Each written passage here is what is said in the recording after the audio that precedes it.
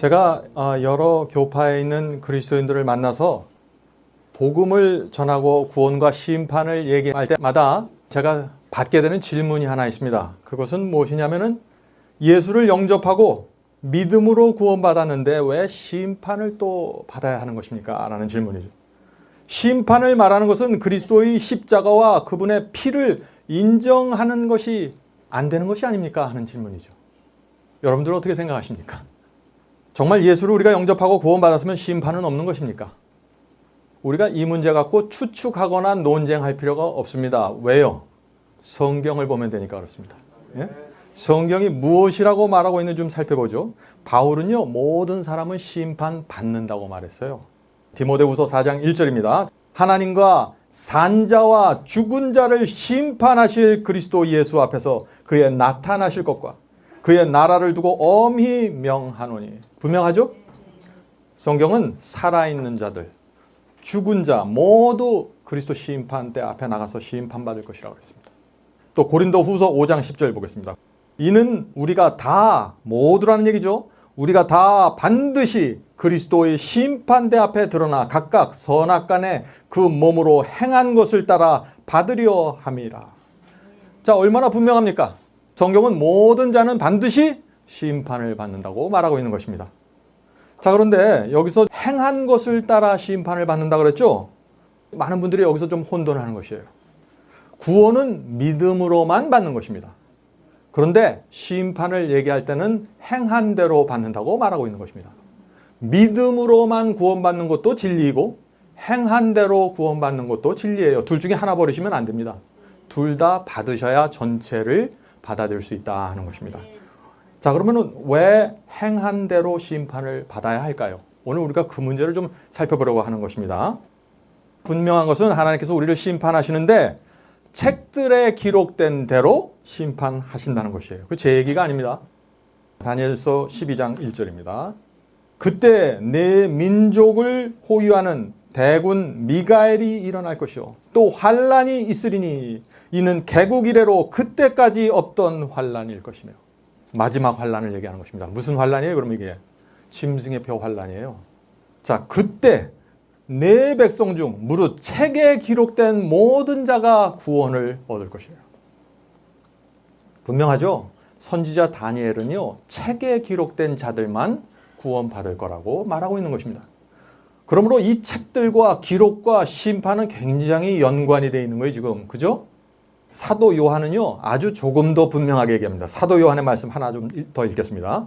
계시록 21장 26절부터 27절입니다. 사람들이 만국의 영광과 존귀를 가지고 그리로 들어가겠고. 자, 그리로 들어간다는데 여기 어디로 들어가는 거예요, 지금? 구원받은 성도들이 하늘 새 예루살렘 안으로 들어간다는 것입니다. 자, 그런데 이 사도 요한은 이 하늘 예루살렘 성으로 구원받아서 들어가는 사람들이 어떤 사람들인가 설명하고 있습니다. 계속해서 읽겠습니다. 무엇이든지 속된 것이나 가증한 일 또는 거짓말하는 자는 결코 그리로 들어오지 못하되 오직 어린 양의 생명책에 기록된 자들 뿐이라. 분명하지 않습니까? 생명책에 기록되어야만 하늘 예루살렘 성에 들어갈 수 있다는 것입니다. 책하고 연관이 있죠, 다시? 그러므로 예수만 믿기만 하면 무조건 아무나 그 성에 들어가는 것이 아니에요. 책에 기록되어야 돼, 생명책에. 자, 우리가 다니엘서 볼까요? 다니엘서에는 더 정확하게 돼 있어요. 다니엘은 계시를 통해서 하늘에서 심판이 벌어지는 장면을 보았습니다. 보고서 지금 기록을 했는데 이렇게 기록하고 있어요. 다니엘서 7장 9절부터 10절입니다. 내가 보았는데, 다니엘이 보는 것입니다. 내가 보았는데 왕좌가 놓이고 옛적부터 항상 계신 이가 좌정하셨는데. 옛적부터 항상 계신 이가 지금 왕좌에 계셨다고 그랬는데 이분이 누구예요? 하나님이세요. 심판장으로서 지금 나오시는 것입니다. 그 옷은 희기가 눈 같고 그 머리털은 깨끗한 양의 털 같고 그 보좌는 불꽃이요 그 바퀴는 붙는 불이며 불이 강처럼 흘러 그 앞에 나오며 그에게 수종하는 자는 천천히요 그 앞에 시위하는 자는 만만이며. 그리고 나서 책들에 대한 얘기가 나옵니다. 자, 시위하는 자는 만만이며 심판을 베푸는데 책들이 펴놓였더라. 분명하죠? 이게 하늘 심판정의 모습입니다. 자, 그런데 이 말씀에서 우리가 주목해야 될 것이 뭐예요? 하늘에서 심판을 베푸는데 책이 한 권 펼쳐져 있다 그랬어요? 아니에요. 책들이 펼쳐져 있다 그랬어요. 복수예요, 복수. 자, 그러면 이 하늘 심판정에 펼쳐져 있는 책이 뭔가 그걸 좀 살펴봐야겠죠. 도대체 무슨 책들이 펼쳐져 있는가. 하늘 법정에는요 3가지 종류의 책들이 펼쳐져 있습니다. 성경이 그렇게 말하고 있어요. 네? 3종류의 책들. 무슨 책이에요? 생명책이 첫째 펼쳐져 있습니다. 그 다음에 뭐예요? 기념책이 있어요. 기념책. 우리가 앞으로 배울 것입니다. 그 다음에 죄의 책이 있어요. 이 3가지 책들이 펼쳐져 있다는 것입니다. 자, 우리가 이제 하나씩 좀 확인해 보도록 하겠습니다. 첫 번째 생명책입니다. 요한계시록 3장 5절. 이기는 자는 이와 같이 흰 옷을 입을 것이요 내가 그 이름을 생명책에서 반드시 흐리지 아니하고 그 이름을 내 아버지 앞과 그 천사들 앞에서 시인하리라. 자, 그런데 여기서 어떤 사람들의 이름이 생명책에 기록된다고 했습니까? 어떤 사람들의 이름이? 이기는 자들. 이기는 자들이 흰 옷을 입고 있고 그 사람들이 생명책에 이름이 기록되어 있는 거예요. 믿기만 하면 무조건 생명책에 올라가는 것이 아니라는 얘기예요. 이기는 자들. 근데 무엇을 이긴다는 거예요, 여기서? 무엇을요? 죄를 이기는 경험. 세상을 이기는 경험을 해야 된다는 거죠. 성령께서 우리 마음속에 말씀하셔서 이 길이 정로래 이리로 가라고 할 때 그 말씀에 굴복해서 따라가는 그런 경험을 하는 사람들이 이름이 어디에 올라가요? 생명책에. 그래서 생명책에는 태초부터 지금까지 하나님을 충성스럽게 섬겼던 사람들의 모든 이름들이 올라가 있는 것이에요. 그 사람들이 마지막 시대 구원받는 것이에요. 그래서 예수께서 누가복음 10장 20절에서 아주 흥미있는 얘기를 하셨습니다. 누가복음 10장 20절입니다. 누가복음 10장 20절. 너희 이름이 하늘에 기록된 것으로 기뻐하라. 우리 인생에서 뭐가 가장 기쁩니까? 로또가 당첨되면 기쁠까요? 글쎄요. 하늘에 이름이 기록된 거 이상으로 기쁠까요, 그게? 이름이 생명책에 기록된 거. 그거 이후에 우리가 무엇을 더 욕심을 내요? 예? 그래서 그리스도인은 어떤 상황에서도 감사할 수 있는 것입니다. 왜냐하면 우리 이름이 하늘 생명책에 기록되어 있기 때문에. 무엇이 두려워요? 무엇 때문에 염려를 합니까? 우리 이름이 하늘 생명책에 기록되어 있는데. 그런데 하나 또 질문이 있어요. 우리가 정말 예수를 믿고 거듭나서 우리 이름이 생명책에 한번 기록이 되면은 그 이름은 계속 무조건 개런티되고 지속이 되는 걸까요? 하는 질문이죠. 여러분들 어떻게 생각하십니까? 사람이 불순종하면서 살아도 하나님의 말씀을 거절하고 성령의 음성을 거절하면서 죄를 고집해도 그 이름이 여전히 생명책에 남아있을까요? 그 질문을 하나님께서 대답해 주세요. 하나님의 좀 대답을 좀 들어보시기 바랍니다. 출애굽기 32장 33절입니다. 여호와께서 모세에게 이르시되 누구든지 내게 범죄하면 그는 내가 내 책에서, 여기 생명책입니다. 내 책에서 지워버리리라. 하나님의 말씀이세요. 네? 근데 내 책에서 지금 무엇을 지우시겠다는 거예요? 이름을 지우시겠다는 거예요. 이름을. 자, 그러면 이게 무슨 뜻입니까? 한 번 구원받고 그 이름이 생명책에 기록되었을지라도 죄를 고집하고 진리를 끝까지 거절하면 어떻게 해요? 생명책에서 이름이 삭제된다는 얘기예요. 구원을 잃어버리게 된다는 얘기입니다. 자, 그러나 오늘날 교회는 어떻게 얘기합니까? 오늘날 많은 교회에서 한 번 예수 믿고 구원받으면 결코 구원을 잃어버릴 수 없는 것처럼 얘기를 하고 있죠. 그것은 뭐냐면은 마치 생명책에서 이름이 지워질 수 없다는 이야기와 같다 하는 것입니다. 하나님의 말씀과 정반대죠. 참 근데 안타까운 거는요. 오늘날 기독교회, 한국 기독교에서 수백만 명이 이렇게 믿고 있어요. 한 번 이름이 올라가면 그냥 남아있는 거로. 매주 수만 명의 목회자가 이런 설교를 하고 있습니다. 어떤 데는 두려워요. 한국 기독교회에서요. 심판이 사라져버렸어요. 그래서 사람들이 방종하고 방탕하는 거예요. 두려운 것이 없어요. 심판받을 자처럼 살아가지 않습니다. 교회가 타락하고 세속화되는 이유가 있는 것입니다, 여러분들. 자, 하늘 법정에 있는 두 번째 책 보죠. 두 번째 책은 뭐예요? 기념책입니다. 이 기념책에는요, 하나님 앞에 기념될 만한 것들이 기록이 됩니다. 말라기서 3장 16절에 그 말씀이 있습니다. 그때 여호와를 경외하는 자들이 피차의 말하며 여호와께서 그것을 분명히 들으시고 여호와를 경외하는 자와 그 이름을 존중히 생각하는 자를 위하여 여호와 앞에 있는 어디에? 기념책에 기록하셨느니라. 분명하죠? 생명책이 있습니다. 그런데 기념책도 있습니다. 그 기념책에는 무엇이 기록이 돼요? 믿음에서 우리가 하는 말들, 믿음으로 하는 이야기들, 어려운 자들에게 친절과 사랑의 행위를 베푼 일들, 이 모든 것들이 하늘의 기념책에 기록된다는 것입니다. 다른 사람에게 양보할 때 그것도 기록이 될까요? 기록이 됩니다. 성도들은요, 하늘에서 상급을 받는데 하나님께서 마음대로 나눠주시는 게 아니에요. 기념책에 기록된 대로 상급을 나눠주세요. 하나님은 절대로 마음대로 하시는 분이 아니에요. 자, 그래서 예수께서 마태복음 10장 42절에 이런 말씀을 한 것이에요. 주의 깊게 들어보시기 바랍니다. 우리 신앙생활에 참 놀라운 변화를 가져올 수 있는 말씀이 오늘 말씀 속에 있는 것입니다. 마태복음 10장 42절입니다. 또 누구든지 제자의 이름으로 이 소자 중 하나에게 냉수 한 그릇이라도 주는 자는 내가 진실로 너에게 이르노니, 예수님이 진실로 얘기한다는 거예요. 지금 그 사람이 결단코 상을 잃지 아니하리라 하시니라. 냉수 한 그릇도 하나님께서 기념책에 기록해 놓으시겠다는 거예요. 네? 냉수 한 그릇도 얼마나 감사합니까? 많은 사람들이 이 심판을 생각하면은요, 하나님께서 우리 죄를 하나하나 까다롭게 기록해서 들춰내고 괴롭히고 이렇게만 생각하는 거예요. 오해예요. 착각입니다. 그거는. 하나님께서 냉수 한 그릇도 기록해 주시겠다고 약속해 주셨잖아요. 기념책에는 우리가 유혹을 물리칠 때 기록이 되는 것입니다. 유혹받으면 어떻게 됩니까? 우리가 사탄이 던져서 유혹을 받으면 속에서부터 끓어오르는 무엇이 있죠? 육체의 욕망이 올라올 수 있습니다. 죄에 대한 충동이 올라올 수 있습니다. 그러나 그때 기념책에 우리가 기록될 만한 결정을 해야 된다는 것이에요. 성령께 굴복해야 되는 것입니다. 내 느낌과 감정을 따라가지 말고 내 자아를 따라가지 말고 하나님께서 은혜로 베풀어 주시는 그 음성을 쫓아가야 된다는 것입니다. 우리가 그런 순간에 있을 때 하나님께서 기대하시고 우리를 바라보시는 거예요. 왜 바라보실까요? 너 죄지하면 내가 여기다 기록해야지. 그거로요? 아니에요. 기념책에 기록하고 싶으셔서. 자, 우리가 악을 이길 때 기념책에 올라갑니다. 불쌍한 자들에게 동정의 말 한마디 던질 때 기념책에 올라갑니다. 근데 왜 하나님께서 이렇게 선한 행위를 일일이 기록하실까요? 일일이. 그것은 우리를 구원하기 위해서 기록하신 거예요. 증거예요, 증거. 사탄이 우리가 범한 죄를 지적하면서 저 사람은 지옥에 가야 됩니다 라고 주장하고 요구할 때 하나님께서 기념책을 펴시면서 이 사람의 선한 행실을 봐라. 사탄의 입을 틀어막기 위해서 기념책을 갖고 계시는 거예요. 심판을 정확하게 이해해야 됩니다. 심판을 오해하면 하나님의 성품에 큰 문제가 생겨버리는 것이에요. 그러므로 우리가 선한 말을 해야 됩니까? 그렇습니다. 선한 행위가 필요한가요? 그렇습니다. 구원받기 위해요? 아니요. 하나님의 마음을 기쁘게 하기 위해서요. 하나님께서 기념책에 기록해서 사탄의 입을 틀어막는 데 사용하기 위해서. 영혼을 구하기 위해서 우리가 애쓸 때, 선교 사업을 위해서 희생하고 헌신할 때 하나님께서 단 하나도 잊지 않고 기록해 놓으신 것이에요. 얼마나 감사한지 모르겠어요.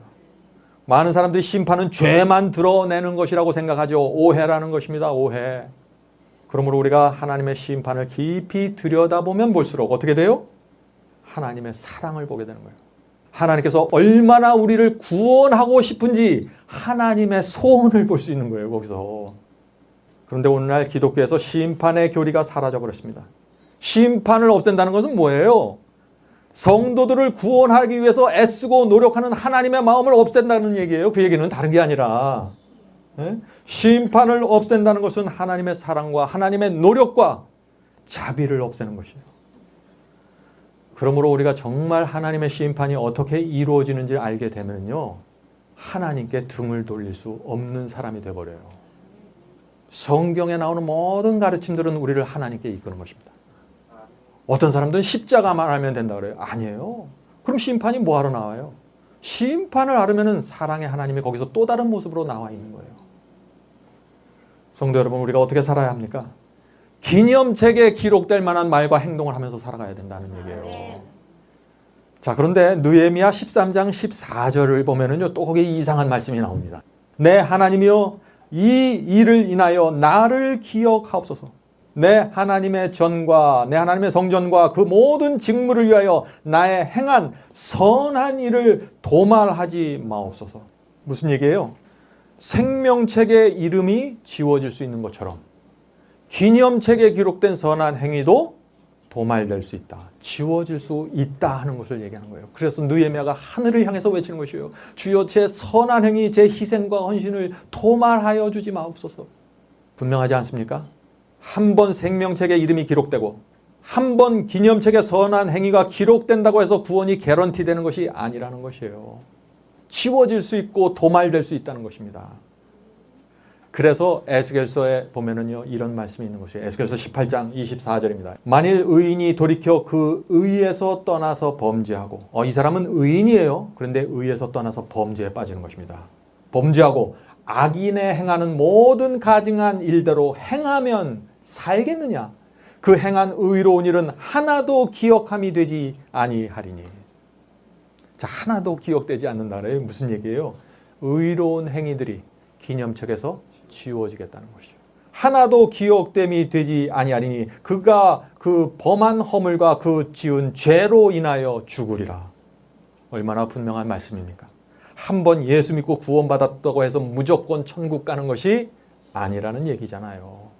제가 왜 이야기를 자꾸 되풀이할까요? 오늘날 굉장히 많은 사람들이 이 가르침을 붙잡고 지금 살아가고 있기 때문에 제가 이렇게 반복하는 것입니다. 의인이었던 자도 돌이켜서 죄를 범해서 넓은 길을 걸어가면 어떻게 돼요? 그 행한 의로운 일들이 하나도 기억되지 않겠다. 다시 말해서 멸망당하게 된다 하는 그런 말입니다. 자, 왜 멸망당할 수밖에 없을까요? 왜냐하면 심판은 제가 아까 말씀드렸죠. 다니엘서에 나왔죠. 여러 성경책에서 나왔죠. 심판은 어떻게? 책들에 기록된 대로 이루어지는 거예요. 하나님 마음대로 하시는 것이 아니에요. 생명책에서 이름이 지워져 버렸어요. 기념책에서 선한 행위들이 지워져 버렸어요. 하나님 마음대로 그 사람을 천국에 보낼 수 없어요. 책들에 기록된 대로 심판이 이루어진다는 얘기예요. 이해하시겠습니까? 네. 자, 그러면 이제 우리가 마지막 세 번째 책을 좀 살펴봐야겠죠? 마지막 세 번째 책이 뭡니까? 죄의 책입니다. 죄의 책에는 어떤 것들이 기록되어 있을까요? 우리가 범한 죄들의 기록이 기록되어 있다는 것입니다. 자, 우리의 선한 행위들도 기록됩니다. 그러나 우리의 죄도 기록된다는 것입니다. 하나님께서 근데 왜 죄를 기록하실까요? 왜 우리가 범한 죄를 일일이 기록하실까요? 우리를 벌 주려고요? 우리를 지옥불에 태워서 지글지글 불타게 하려고요? 그거 보면서 즐기시려고 그거 기록해 놓으십니까? 아니에요. 공정하고 공의로운 심판을 하실 수밖에 없기 때문에 그렇게 하시는 거예요. 자, 우리 선한 행위만 잔뜩 모아놓고 그걸 갖고 심판하면 그게 공정해요? 아니에요. 선과 악을 다 놓고서 심판을 베풀어야 공정하고 공의로운 심판이 되죠. 우리가 착한 일 한 거, 기념될 만한 거, 기념책만 펴고서 심판을 하면은 사탄이 가만히 있습니까? 심판은 공정하게 이루어질 수밖에 없는 것입니다. 계시록 20장 12절부터 13절에 보면은 여기 악인의 심판에 대한 말씀이죠. 자, 읽겠습니다. 또 내가 보니 죽은 자들이 물온대소하고 그 보좌 앞에 섰는데 책들이 펴있고 또 다른 책이 펴졌으니 곧 생명책이라. 자, 여기 책들이 펴졌다 그랬는데 그 중에 한 책은 뭐예요? 생명책이에요. 그 나머지 책은 뭐예요? 죄의 책이에요. 왜 우리가 이것을 죄의 책이라고 할 수 있어요? 지금 악인들의 심판을 얘기하는 거니까. 자, 계속해서 읽겠습니다. 죽은 자들이 자기 행위를 따라 책들에 기록된 대로 심판을 받으니 바다가 그 가운데서 죽은 자들을 내어주고 또 사망과 음부도 그 가운데서 죽은 자들을 내어주매 각 사람이 자기 행위대로 심판을 받고. 자, 여기 책들이 펼쳐져 있는데 하나는 생명책이라고 그랬어요. 그런데 이 악인들의 심판이에요, 이 장면은. 그렇다면 하나님께서 악인들을 심판하는데 기념책을 펼쳐놓고 심판할 리가 없잖아요. 그러니까 이 책은 죄의 책이 될 수밖에 없다라는 결론을 내릴 수 있는 것이죠. 자, 죄의 책에 대한 말씀 하나 더 살펴보겠습니다. 이사야 65장 6절 7절입니다. 이사야 65장 6절 7절. 보라, 이것이 내 앞에 기록되었으니, 기록이 나옵니다. 내 앞에 기록되었으니 내가 잠잠치 아니하고 반드시 보응하되. 악인들에 대한 보응입니다. 너희도 죄악과 너희 열조의 죄악을 함께 하리라. 지금 성경은 책들을 펼쳐놓고 심판이 베풀어진다는 것을 계속해서 말하고 있는 것입니다. 여러분들 동의하실 수 있습니까? 네. 성도 여러분, 우리가 좀 이것을 이해해야 됩니다. 이 죄는요, 얼렁뚱땅 넘어갈 수 있는 성질의 것이 아니에요. 죄 때문에 하나님의 아들이 십자가에 무참하게 못 박혀서 죽으셨습니다. 어떻게 대충 넘어갈 수 있습니까? 사탄이 우리 죄를 지적하면서 이 사람을 지옥으로 보내라고 주장하고 요구하고 있는데 어떻게 죄를 그냥 넘어갈 수 있어요? 그건 안 되는 거예요. 아담과 하와가 선악과를 따먹었을 때 하나님께서 그냥 덮어주고 넘어가지 왜 안 넘어가셨을까?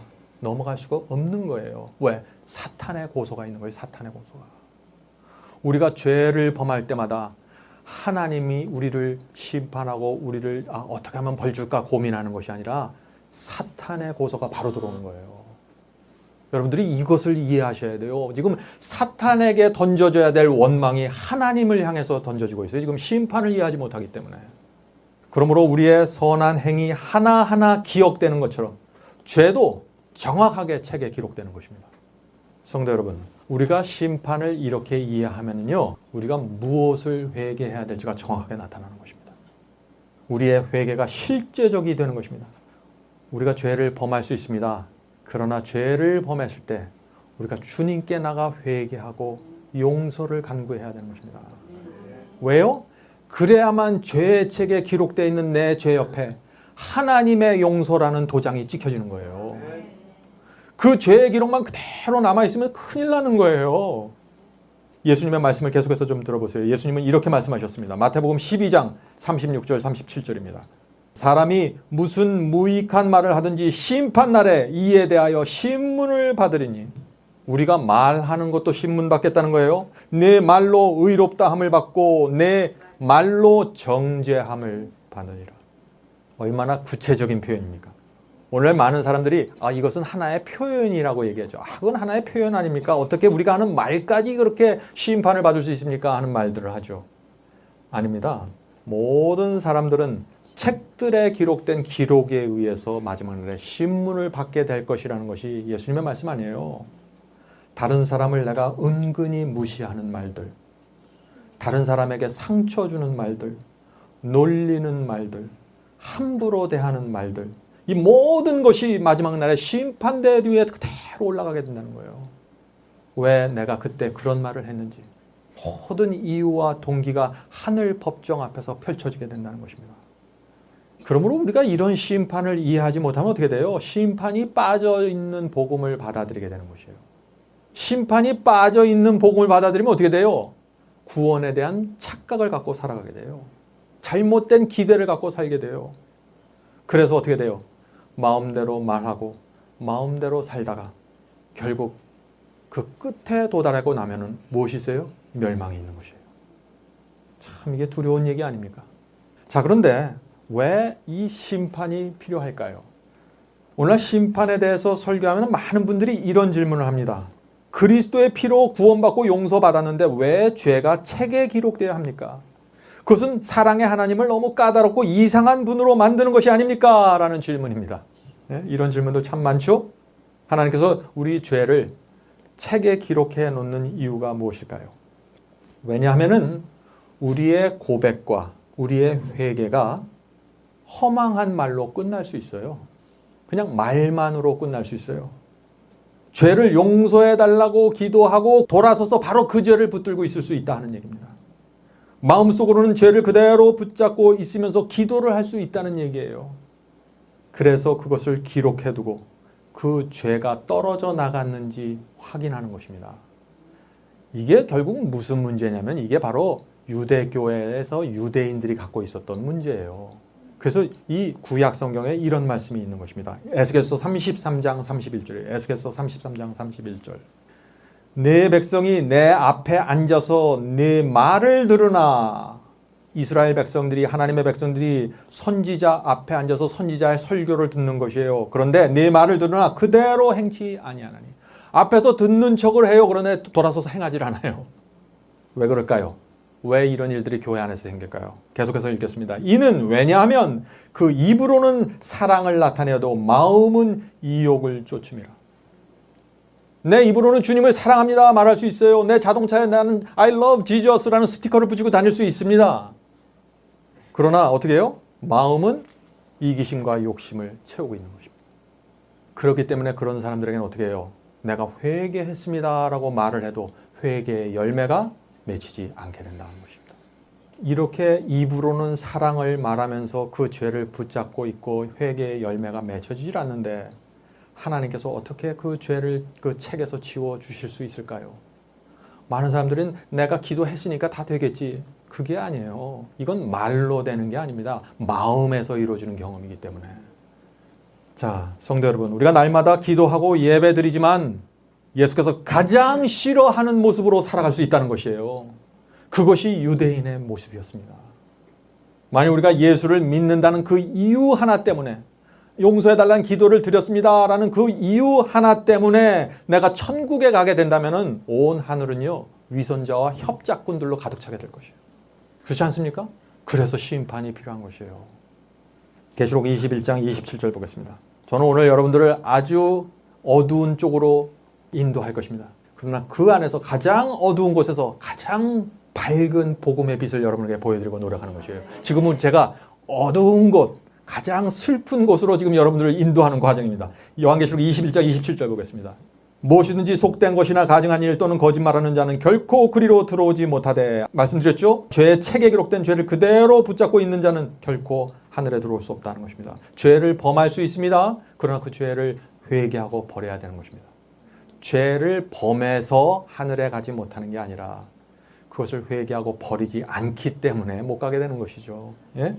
그러므로 우리가 걱정할 것이 없다 하는 것입니다. 우리가 죄를 싫어하잖아요. 버리면 되는 거예요. 왜 그것을 끝까지 붙잡고 있으려고 하세요? 그러면서 양심의 가책을 받고 두려워하면서 사십니까? 그렇게 하지 말라는 것이죠. 자, 계속해서 27절 말씀 읽겠습니다. 무엇이든지 속된 것이나 가증한 일 또는 거짓말하는 자는 결코 그리로 들어가지 못하되 오직 어린 양의 생명책에 기록된 자들 뿐이라. 얼마나 감사한 말씀입니까? 어린 양의 피로 죄를 번져버린 사람들 모두 생명책에 기록될 것이고 영생으로 들어가게 될 것이다. 그것은 약속이에요. 그래서 하나님께서는요, 대충대충 하는 분이 아닙니다. 여러분들 생각해 보세요. 지금 악인과 의인을 나누는 일을 하는 것이에요. 영원한 멸망과 영원한 생명을 주는 일을 하시는 거예요, 지금. 수많은 사람들을 지금 가르는 거예요. 어떻게 해요? 의인과 악인으로 가르는 거예요. 한쪽 사람들은 영원한 멸망에 들어가고 한쪽 사람들은 영원한 생명으로 넣는 거예요. 그걸 대충대충 해요, 하나님께서? 그렇게 할 수 없다는 거예요. 그래서 책들이 필요하고, 그래서 기록이 필요하고, 증거가 필요하고, 열매가 필요한 것이에요. 당연한 거 아닙니까? 자, 그런데 이 심판이 빠져버린 교리를 받아들이면 어떻게 돼요? 마지막 날에 가서 생명책이 펼쳐지고 기념책이 펼쳐지고 죄의 책들이 펼쳐지고 그 앞에 설 때 어떻게 될까요? 감당할 수 없을 것입니다. 도무지 그 기록들 앞에서 감당할 수가 없을 거예요. 여러분들 이 사실을 이해하셔야 됩니다. 심판에 대한 진리는 그래서 구원과 멸망을 결정짓는 진리가 되는 것이에요. 존절한 마음으로 이 말씀이 무엇인가 깊이 생각해보고 명상해봐야 됩니다. 자, 바울의 말씀을 하나 들어보십시오. 고린도후서 5장 10절입니다. 이는 우리가 다 반드시 그리스도의 심판대 앞에 드러나. 분명하죠? 그러므로 우리가 하나님의 심판을 이제 인정하셔야 됩니다. 받아들이셔야 돼요. 우리 온 마음을 다해서 회개해야 됩니다. 구체적이어야 됩니다. 회개의 열매가 필요합니다. 자, 다음 문제 살펴보겠습니다. 기록이 필요한데 이유가 있다는 것입니다. 두 가지 이유가 있습니다. 하늘에 기록이 필요한 두 가지 이유. 자, 어떤 분들은 이런 질문을 합니다. 하나님께서 전지전능하셔서 모든 것을 다 아시고 모든 것을 다 기억하시는데 또 천사들이 다 지켜보고 있는데 뭐하러 책에 기록하십니까? 그런 질문이죠. 제가 앞에서 설명드렸지만 간단하게 요약하겠습니다. 두 가지 이유가 있는데 첫 번째 이유는 하나님 자신을 위한 기록이 아니에요. 이것은 우리를 위한 기록이에요. 우리에게 설명해 주기 위해서. 저 사람은 왜 구원받고 이 사람은 왜 멸망당하는지 설명해 주셔야 돼요. 여러분의 가족 중에 어떤 사람들은 구원받을 수 있고 어떤 사람들은 멸망받을 수 있습니다. 여러분들이 만약 하늘에 가 있다면 궁금하지 않으시겠어요? 하나님께서 어떻게 설명해 주실까요? 증거를 제시해 주는 것입니다. 책들을 펴놓고. 두 번째 이유. 구원과 심판을 통해서 하나님의 사랑과 공의가 온 우주 앞에 증명되어야 하는 것입니다. 구원과 심판은 하나님 마음대로 하는 것이 아니에요. 지금 사탄은 하나님을 향해서 고소하는 것입니다. 하나님은 마음대로 율법을 정해놓고 하나님의 법을 만들어놓고 말씀을 읽고 무조건 따라오라고 강요하신다고. 하나님은 독재자라고. 그런 고소가 들어올 때 하나님께서 책들을 펼쳐놓고 내가 이렇게 공정하게 하지 않았니? 이렇게 말씀하시는 거예요. 하늘에 가면 2번 놀란다고 하죠. 여러분들 그 말씀 들으셨죠? 그런 일들이 없어야 되는 것입니다. 첫 번째 놀라는 건 어떻게 해요? 저 사람은 그렇게 신실한 줄 알았더니 하늘에 가니까 없어요. 지옥에 갔어요. 이상하지 않아요? 물어봐야 될 거 아니에요. 어떤 사람들은 별 볼 일 없게 봤어요. 신앙이 없는 줄 알았어요. 그러니까 하늘에 갔는데 그 사람이 있어요. 이상하지 않아요? 그래서 책들이 필요한 거예요. 기록이 필요한 것입니다. 하나님께서 책들을 펼쳐놓고 내가 이 사람을 구원하고 이 사람을 멸망한 이유는 바로 여기 있다.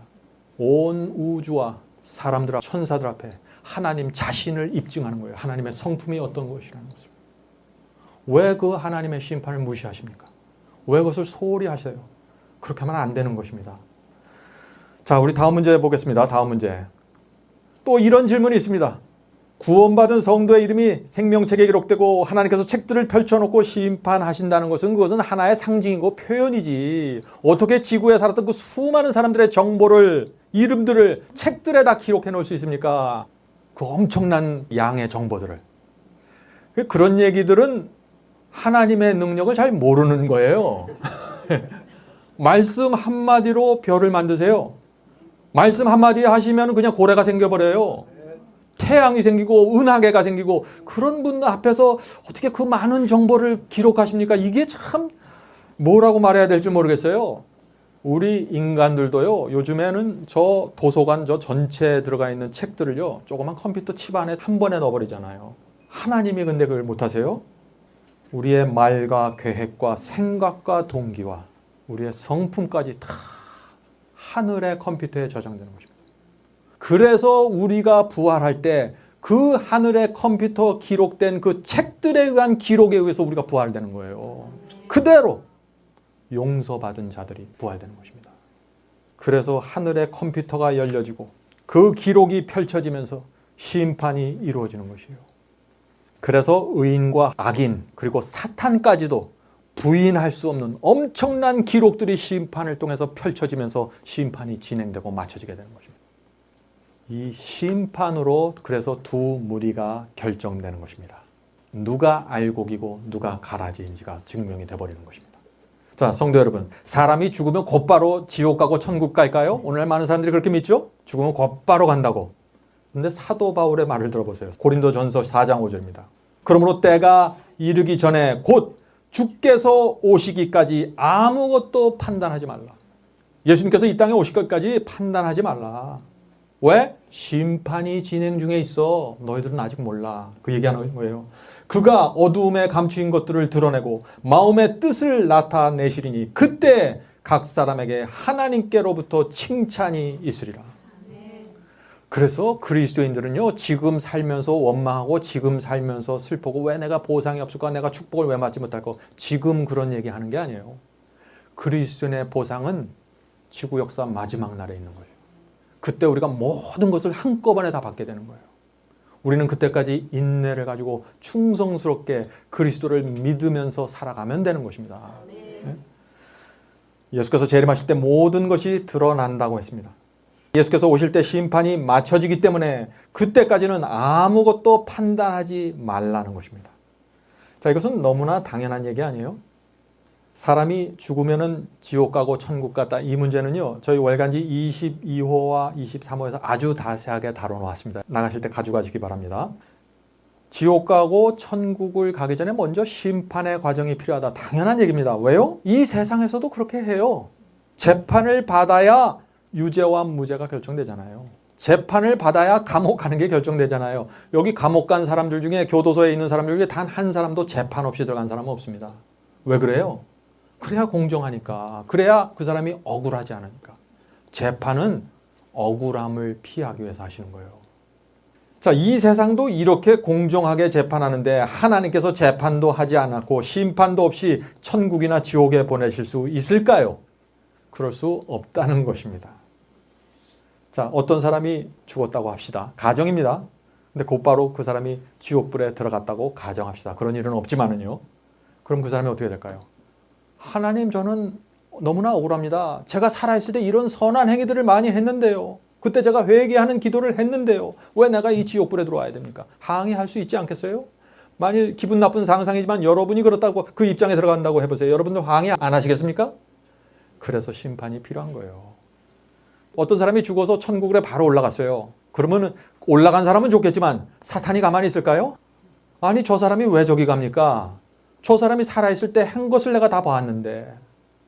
이런 사탄의 고소와 항의가 들어와 버리는 거예요. 그래서 심판이 필요하고 책들의 기록이 필요한 것입니다. 너무나 당연한 얘기 아닙니까? 예. 그래서 이 사도행전 17장 31절에 보면요. 심판할 날이 작정되어 있다는 성경절이 나오는 거예요. 그 말씀 읽어보겠습니다. 중요한 말씀입니다. 사도행전 17장 31절. 이는 정하신 사람으로 하여금 천하를 공의로 심판할 날을 작정하시고. 그러므로 지금은 심판이 이루어지는 때입니다. 하늘에서. 하늘 법정 앞에서.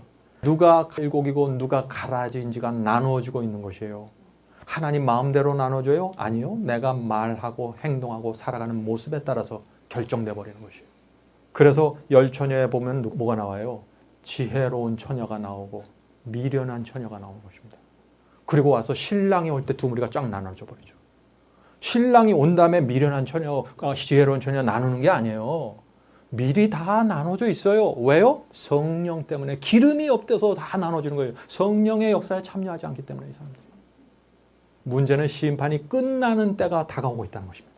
하늘 법정에서 그 펼쳐진 책들이 덮여질 때가 다가오고 있다는 것이에요. 자, 심판을 많은 사람들이 심판에 대해서 얘기하면 굉장히 부정적이고 듣기 싫어합니다. 그런데 어떤 사람들은 심판 받기 원하는 사람들이 있어요. 어떻게 해서든지 심판 받으려고 그래요. 그런 사람들이 있어요. 어떤 사람들인지 아세요? 억울한 사람들이에요. 억울한 사람들. 예를 좀 들어보겠습니다. 몇 년 전에 제가 잘 아는 장로님들이 재판을 한번 받은 적들이 있습니다. 재판을 받았어요. 이분들이. 상대방이 그 장로님들을 고소해서 각 사람에게 한 2억 원 정도의 벌금을 때려달라고 재판장에게 고소를 해버렸어요. 이 사람들에게 다 2억 원의 벌금을 내게 해주십시오. 근데 이 장로님들은 너무나 억울하다는 거예요. 펄펄 뛰어요. 그래서. 예? 그러니까 그 장로님들이 어떻게 했을까요? 재판을 어떻게 해서든지 피하려고 했을까요? 아니요. 바로 편지 냈어요. 재판장님 빨리 재판을 열어주십시오. 저는 너무나 억울합니다. 제가 법정에 가서 다 밝히겠습니다. 전 증거가 있습니다. 무슨 얘기입니까? 심판은 억울한 사람들을 위한 것이에요. 이 세상에서 하나님과 진리를 위해 살다가 고난받고 손해본 사람들, 말씀을 따라 살다가 가난해져 버린 사람들, 의를 위해서 살다가 핍박당한 사람들, 진리를 위해서 희생이라는 대가를 지불해 준 사람들, 이런 사람들이 심판을 기다리는 것이에요. 그 마지막 날을. 다윗은요, 밧세바를 범한 그 간음 큰 죄를 범한 사람입니다. 그런데 어떻게 됐어요? 하나님께 나가서 회개를 했잖아요. 용서를 받았습니다. 그래서 이 다윗은 심판대를 통과할 수 있는 것입니다. 그 간음죄 옆에 하나님의 용서라는 도장이 찍혀있기 때문에. 그런데 같은 시대에 살았던 사울 왕은 어때요? 그는 다윗을 시기하고 질투했습니다. 성령께서 그 마음속에 계속해서 호소했어요. 그렇게 하지 말라고.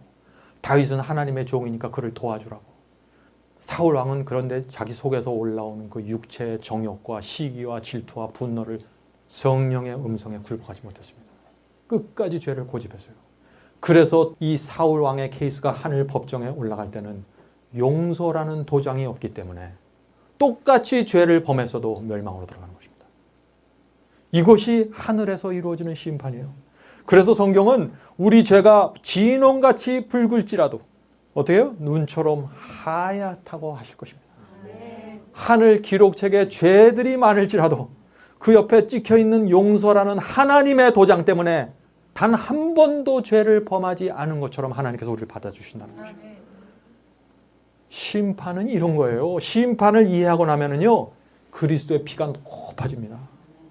그리스도의 피의 보혈의 능력과 은혜가 가장 드러나는 것이 어디예요? 심판이에요.